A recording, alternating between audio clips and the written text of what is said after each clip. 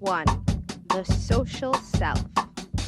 Almost everyone at some point in his or her life asks him or herself a simple question. Who am I? Well, before you try to answer that question, you may want to get the sociological take on it. So, to help you out with this here philosophical topic, we're going to give you a look into the world of socialization, and we'll also get personal about the formation of the self. Section A, Socialization.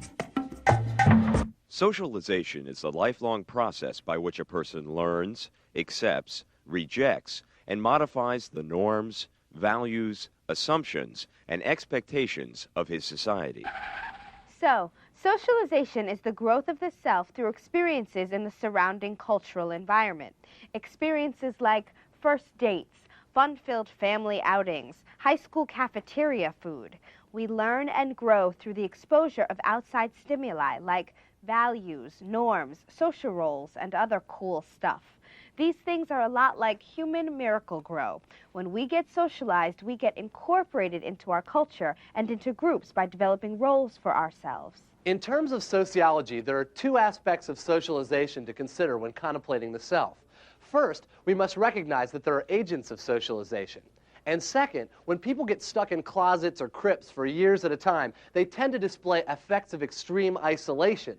So let's take a look at the first concept. Agents of socialization.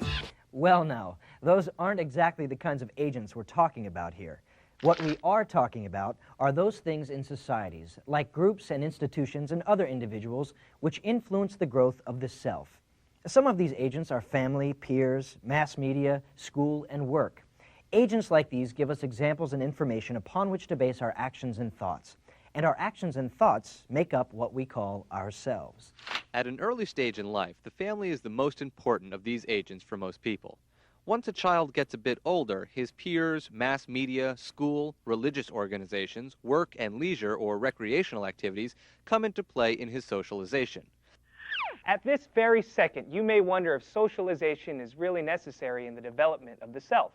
Well, no man is an island, and no child can develop as an individual without first gaining an understanding of society and his or her place in it. But what happens when you aren't exposed to any agents? You suffer by not being able to communicate to or understand those surrounding you. And your lack of a personality and social characteristics is marked by effects of extreme isolation. The effects of extreme isolation.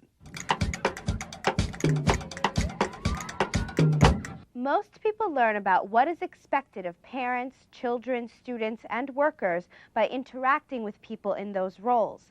That's how we learn about roles.